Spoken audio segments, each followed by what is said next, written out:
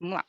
O medo é uma emoção reativa do nosso organismo, passível na relação da sobrevivência, tornando-se estruturalmente constante em momentos que sentimos perigo. Perigo aqui, a gente pode colocar vulnerabilidade, insegurança, verbalização, posicionamento e muitas outras coisas. Depende da subjetividade do indivíduo, né? Da história, das experiências que esse corpo sentiu. E como diz Lowen, até mesmo da vida. Próximo. Eu trouxe essa frase do Bauman no livro Medo Líquido, que eu achei muito linda e cabe bem no meu trabalho. A escuridão não constitui a causa do perigo, mas é o habitat natural da incerteza e, portanto, do medo. Eu vou retomar ela, mas pode passar. As circunstâncias que aparecem ao longo do caminho fazem com que a pessoa aprenda a lidar com os seus medos para permanecer no percurso da sobrevivência humana. E devido a este contínuo, torna-se um gerador de angústia, reportando uma resistência ao sentir. Bom, o que eu trouxe aqui? Circunstância, nosso dia a dia, as experiências, trabalho, família, amigos, tudo que a gente vai tendo contato, experiência, a gente vai se percebendo e a gente aprende. Por que ele está entre aspas? Porque não é um aprender saudável, né, gente? É uma defesa, que a gente aprende a lidar com esse medo das coisas do nosso dia a dia, para sobreviver. Um exemplo é, sei lá, a pessoa almeja muito entrar num trabalho e ela conseguiu entrar e ela percebe que, sei lá, um comportamento de alguma pessoa, o ambiente do trabalho traz muito medo, né? Então, só que ela precisa estar nesse emprego, nas circunstâncias da vida dela. Aí o que acontece? Ela vai aprender a lidar com esse medo para conseguir sobreviver dentro da empresa, certo? Aí o que acontece? Só que é um contínuo. Isso vai gerando uma angústia, porque ela não está conseguindo lidar com essa emoção. E vai reportando, assim, uma resistência ao sentir. Resistência, anulação, a pessoa se isola. Bom, a gente pode colocar muita coisa aqui, né? Resistência para Reich é uma força motriz de defesa que impede o fluxo natural e possibilitando a existência de uma couraça muscular e visceral, que é o enrijecimento, né, do nosso corpo, a qual Reich traz como caráter. Ou seja, a defesa da angústia é o caráter. É possível afirmar, então, que o medo, no âmbito psicológico, se torna neurótico. Próximo. Medo vezes ansiedade. Então, assim, pela minha experiência clínica, tá? As pessoas chegam no setting e eles confundem muito com medo e ansiedade. Ah, eu tô ansiosa, eu tô ansioso. Tem essa confusão, né, gente? E medo é uma emoção primitiva, né, do nosso sistema límbico, certo? E a ansiedade, ela vem depois, ela é um sintoma, certo? Então, muitas vezes você vai ver na história do paciente ali, que a pessoa começa a falar, ai, tô ansioso, quero tomar remédio. Calma, vamos olhar para essa ansiedade. Aí você vai ver na história, é medo, né? Lembrando trazer que medo é a emoção central do meu trabalho, tá? Então, assim, não é que só o medo vai se estruturar, não é só o medo que vai gerar ansiedade. Eu só estou falando dessa emoção, mas são várias coisas da vida do indivíduo se estruturam no caráter, tá? Que tem as coraças. E no olhar bioenergético, por que eu trouxe o olhar bioenergético? Eu não sou da bioenergética, eu sou biodinâmica.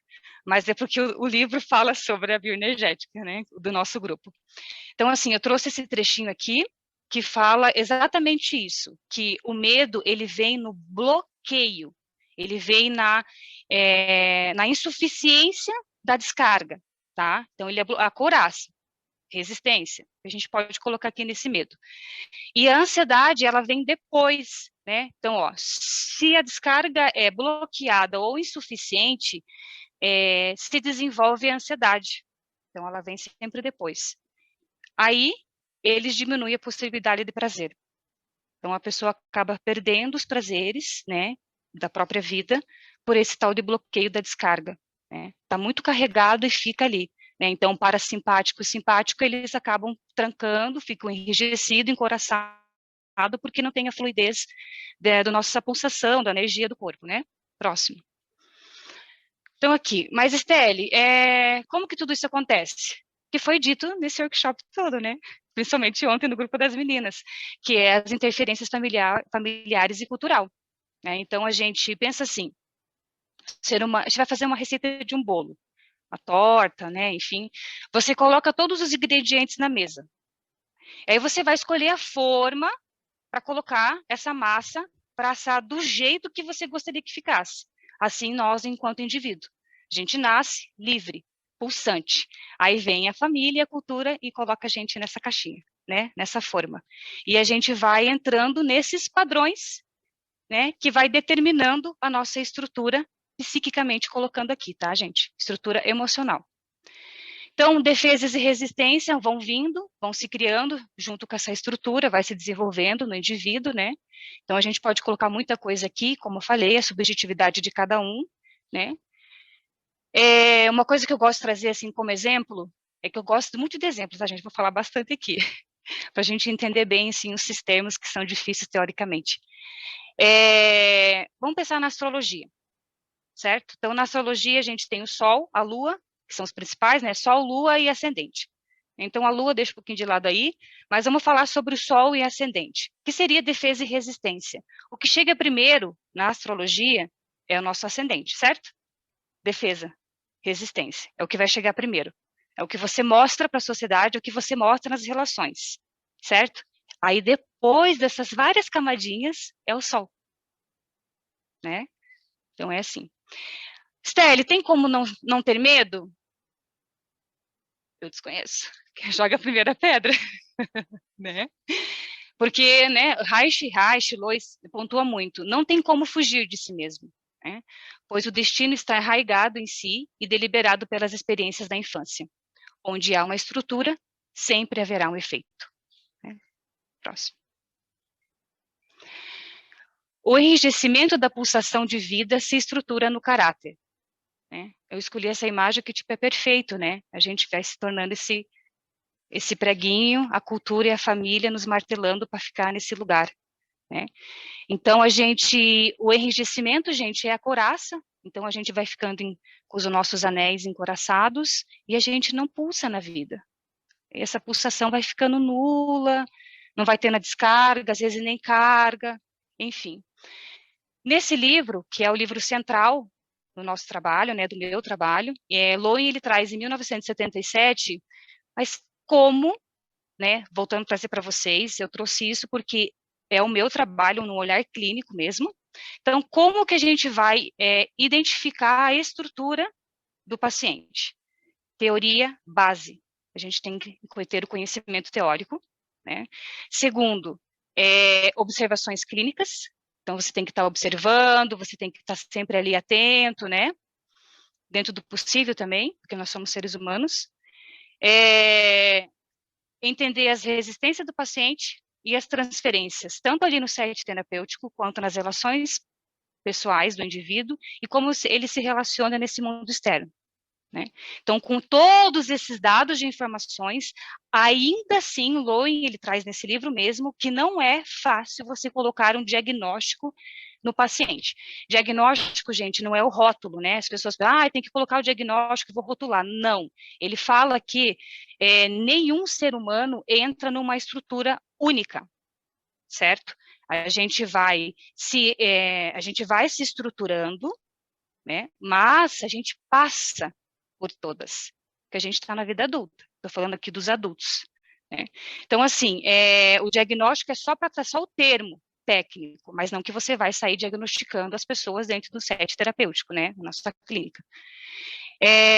Então, ele traz assim, mas e como que eu vou trabalhar esse paciente se eu não consigo saber qual a estrutura, porque todo mundo é tudo? Não, ele fala para a gente ficar atento nesse, né, no ouvido muito clínico, nesse olhar muito preciso, que aquilo que se repete, aquilo que é muito dominante na história, na fala do paciente, você pega aquilo que domina e você põe um norte, né? Uma estrutura para nortear como você vai trabalhar dentro do set terapêutico, né? Próximo. Então, eu pontuo aqui, voltando a falar, né, só o medo, que é a emoção central, né? Ele se encontra de maior ou menor, inconsciente ou inconsciente, nas defesas do indivíduo. E o bloqueio que vem através do medo impede o fluxo da espontaneidade. Bom, eu trouxe essa frasezinha porque eu quero trazer aqui um caso clínico, né, que foi incrível para minha experiência enquanto psicóloga. A pessoa chegou procurando terapia, alguns anos atrás, falando assim, Estelle, eu não consigo me relacionar amorosamente, eu tenho uma dificuldade muito grande, as pessoas que me querem eu não quero, as pessoas que eu quero não me querem, e eu não sei o que fazer. Então, eu estou aqui para isso, sou uma pessoa ansiosa, trouxe como uma ansiedade, sou muito ansiosa, fico roendo unha, enfim, várias coisas. E vamos lá então, né? Aí o que acontece? Ao longo das sessões, né, isso foram anos, tá, de sessões. Anos de sessões, anos de encontros e faltas e tudo. Ela chegou e falou assim, não tem mais jeito na minha vida. Não consigo me relacionar com ninguém, eu não consigo, as pessoas que me querem até têm aquele desejo de querer, mas não vai para frente, não flui, eu tenho muita dificuldade de desistir, não quero fazer terapia, não quero, o universo está contra mim, eu não sou a pessoa do amor. E eu não lembro, gente, o que foi, que já faz tempo, né? Eu não lembro o que eu falei, que foi como colocar o fio na agulha, assim, naquele buraquinho, assim, eu falei uma palavra que eu consegui entrar. Na hora que eu soltei aquela palavra, que eu consegui passar o fio, e ali fez a costura. Ela começou a chorar, e ela trouxe assim, eu acho que eu sei por quê.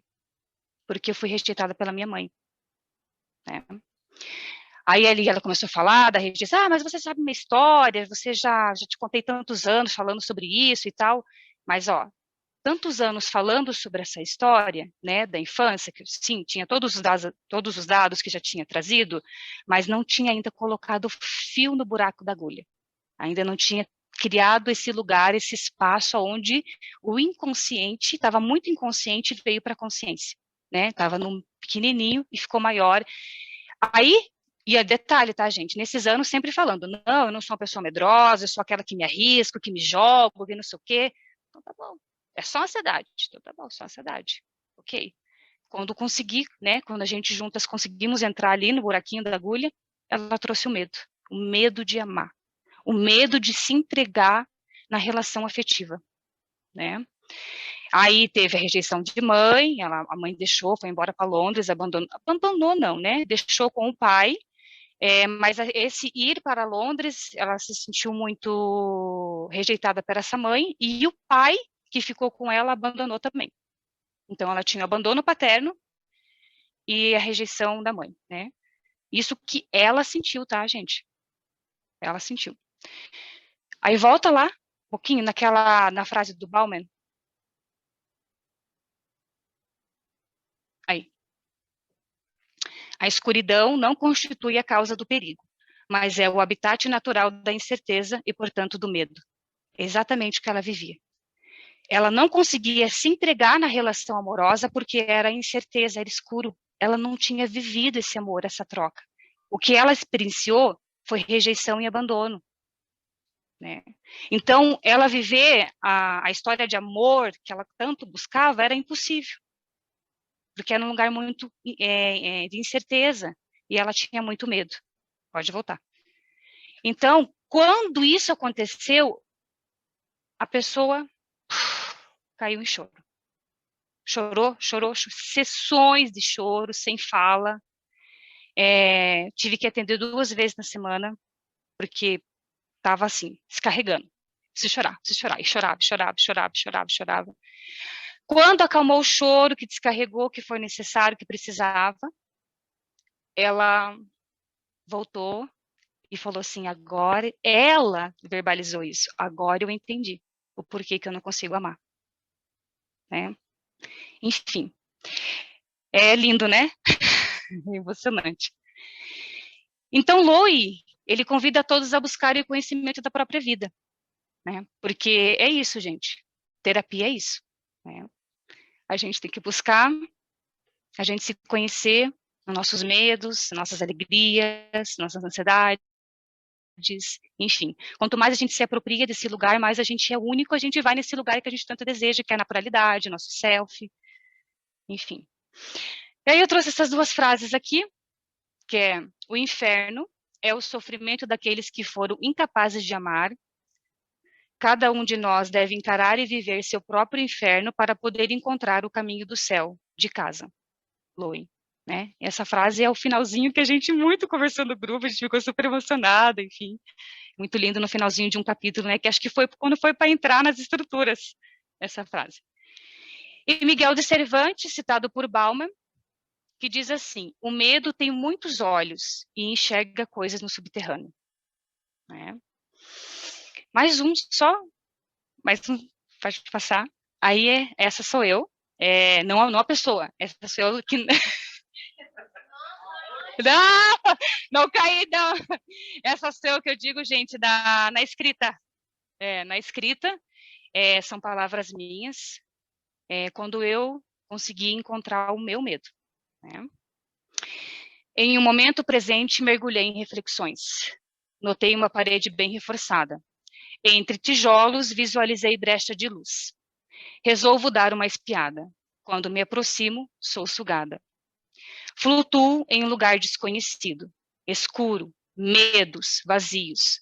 Neste momento presente, mergulhei em reflexões. Noto uma parede não tão reforçada. Visualizo flecha de luzes forçando sua entrada. Flutuo e vou para um lugar não tão desconhecido. Penumbra, medos, vazios, potência. No presente mergulhei e derrubei a muralha, sem a espiada. Sobrenado num lugar não desconhecido. Resplandece um grande encontro, o meu eu.